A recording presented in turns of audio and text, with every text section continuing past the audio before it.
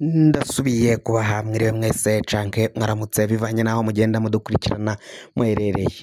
Mwese mudukurikirana muherereye mu bihugu vy'amakungu ya kure, cane cane abadukurikira muherereye ku mugabane w'abanyamerika, mwese mudukurikira muherereye ku mugabane w'abanyaburaya mu bihugu bitandukanye, abari ngaho ku mugabane wa Afrika, mwese muri ngaha mu gihugu cacu Burundi, intara, amakomine, imitumba, ubucimbiri, imisozi bigiye bitandukanye bivanye naho buri umwe wese adukurikirana aherereye. Mwese ndabahaye kaze. Fyonda subscribe niba ukoresha ururimi rw'icongereza canke niba ukoresha ururimi rw'igifaransa, fyonda sabone, hama uraca uja ngaha iburyo urafyonda no kwako kantu kameze k'agakengeri, amakuru, ibiganiro tugenda dutohoza umwanya ku mwanya bizoja bigushikira aho uzoba uherereye hose. Amakuru rero agezweko ariko aravugwa, reka tuyatangurire mu gihugu ca Repubulika Iharanira Demokarasi ya Kongo, aho umukuru w'ico gihugu Antoine Felix Tshisekedi Tshilombo Fashi ahejeje kurahira, ahejeje kuvuga ijambo rikakaye ashikirije abakongomani, akaba arishikirije isi yose.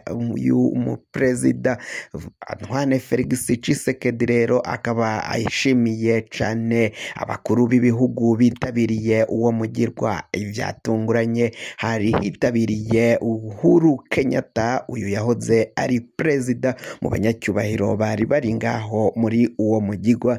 Uyu Uhuru Kenyatta yahoze ari perezida wa Kenya, nawe yitavye ivyo birori. Abakuru b'ibihugu benshi bari bitavye ivyo birori, harimwo Macky Sall perezida wa Senegal, harimwo wa Djibouti, abaperezida batandukanye, perezida w'u Burundi n'abandi ba perezida bakomakomeye cane kuri uyu mugabane wa Afrika bitavye ivyo birori vyo kurahira kwa Felix Antoine Tshisekedi. Aho rero kuri ubu ngubu ibintu biboneka ko bitagiye koroha na gatoyi bivanye n'ivyo uyu mugabo ahejeje gutangaza. Avuze ku ntambara irimwo irabera mu buseruko bw'ico gihugu muri Kivu y'uburaruko, avuga ibintu bikomakomeye cane. Harabonekamwo ko abo bagabo, umukuru w'igihugu ca Kongo, umukuru w'igihugu c'u Burundi, babandanya kwihweza ko bagiye gukora ibintu bitoroshe, ko bagiye kugwaniriza umwansi hamwe kugira ngo barabe ko gera ku ntsinzi, aho inyeshamba za M23 zagishibije ngaho mu buseruko bw'ico gihugu mu ntara ya Kivu y'uburaruko. Amakuru tuvana ku basirikari b'u Burundi bariko barabarizwa ngaho muri ivyo bice vya Kivu y'uburaruko, biravugwa ko rero ibintu bibandanya gukomera cane, aho inyeshamba nazo zitagomba guheba uko ziriko ziravuga ko naho Antoine Felix Tshisekedi aciye asubira kurongora igihugu c'u Burundi ca Kongo, ariko akaba yaranse gushira ivyo bapfunditse mu masezerano mu ngiro, ngo nabo ntago hava baheba intambara, urugamba ngo bazorugumako mpaka ko bose ari abakongomani, bose bavuka muri Kongo, bavukiye ku butaka bwa Repubulika Iharanira Demokarasi ya Kongo. Ngo nta muntu rero agomba kubajana canke kubimura mu gihugu cabo c'amavuka, bazokwemera bagwane kugeza canke gushika kuwa nyuma. Igihugu c'u Burundi co carungetseyo abasirikari kuja kugwanya izo nyeshamba bivugwa ko ari abakongomani. Hakaba hibazwa imvo igihugu c'u Burundi kirungika abasirikari kuja kugwanya abenegihugu b'igihugu runaka, canke kuja gushigikira leta iriko iragwanya abenegihugu bayo. Igihugu c'u Burundi cabarungitse mu bambere, mu gihe ibindi bihugu vyo vyari vyaciye birungika ingabo zija kugarukana amahoro ngaho ngaho muri ico gihugu zigahagarara hagati y'igisirikari ca leta mbere n'igisirikari c'inyeshamba. Ico gisirikari c'ishamba ca M23 bakaba bacagiriza ko ari abasirikari bava mu gihugu c'u Rwanda bateye ico gihugu ca Kongo. Umukuru w'igihugu c'u Burundi nawe akaba yaravyumviriye kare abishigikira hakiri kare, we mbere yanaciye yugara imipaka y'igihugu c'u Burundi n'igihugu c'u Rwanda mu kwerekana ko ngo afise akababaro kandi ko avyumva cane ko ngo abanyarwanda aribo bateye ngaho mu gihugu ca Repubulika iharanira intwaro rusangi ya Kongo. Ariko bamwe mu bene gihugu b'u Burundi cane cane abanyapolitike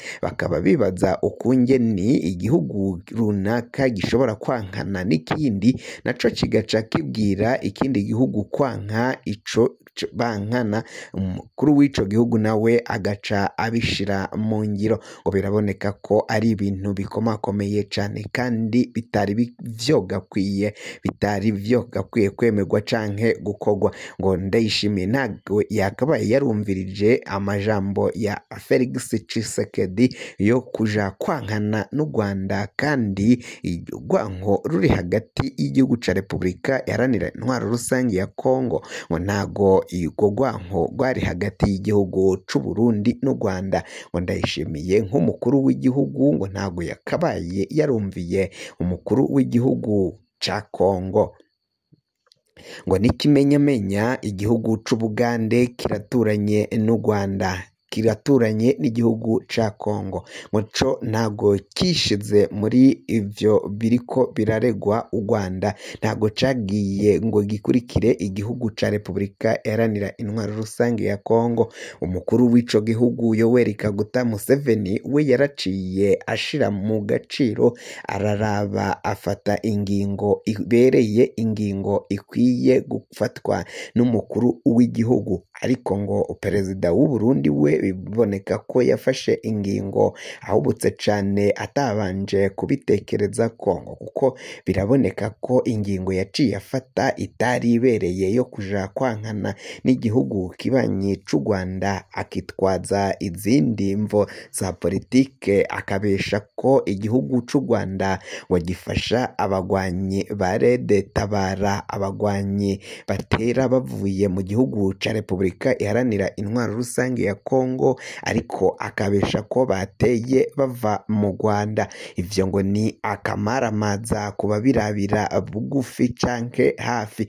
Ngo yokabaye yaraciye yankana n'igihugu ca Kongo, ngo kuko abo bagwanyi bagiye batera bagaba ibitero bavuye ku butaka bwa Repubulika iharanira intwaro rusangi ya Kongo. Kandi n'umuvugizi wa leta ya Kongo Christophe Rutundura yaraciye abishikiriza, yemanga ko abagwanyi ba Rede Tabara bafise ibirindiro ku butaka bw'ico gihugu, ku butaka bwa Repubulika iharanira demokarasi ya Kongo. Rede Tabara ifiseyo ibirindiro, ni naho itera iturutse, ariko umukuru w'igihugu c'u Burundi we akabesha ko yateye iturutse mu gihugu kibanyi c'u Rwanda. Ngo ivyo ni irementanya rikomeye cane, akavuga ko kandi abagwanyi ba Rede Tabara bafatiwe ku butaka bw'igihugu kibanyi c'u Rwanda baciye bashikirizwa igihugu c'u Burundi ku murango habona. Hakibazwa imvo umukuru w'igihugu Varisito Ndayishimiye yabeshe ko ico gihugu arico kibaha imyimenyerezo, kibahaye indaro, kikabaha ivyo kurya, ibifungurwa, kandi biboneka ko abo cafashe cabazanye ngaha mu gihugu c'u Burundi ngo biboneka ko vyari ububeshi vyo kuvuga ko aribo babahaye indaro. umukuru w'igihugu Varisito Ndayishimiye rero hakaba hategerejwe kuraba ico agiye gukora we na Felix Antoine Tshisekedi wagambiriye ko agomba kuzohita agaba ibitero mu gihugu c'u Rwanda, akagaba ibitero ku mugwa mukuru wa Kigali, aho ngo agomba kwikurako ubutegetsi bwa Kigali, ubutegetsi bw'u Rwanda butwawe na Perezida Paul Kagame biboneka ko akunzwe n'abenegihugu biwe. Fyonda subscribe niba ukoresha ururimi rw'icongereza canke niba ukoresha ururimi rw'igifaransa, fyonda sabone, hama uraca uja ngaha iburyo urafyonda no kwa kantu kameze nk'agakengeri, amakuru ibiganiro dushikiriza bizaje bigushikira umwanya ku mwanya aho uzoba uherereye hose kw'isi.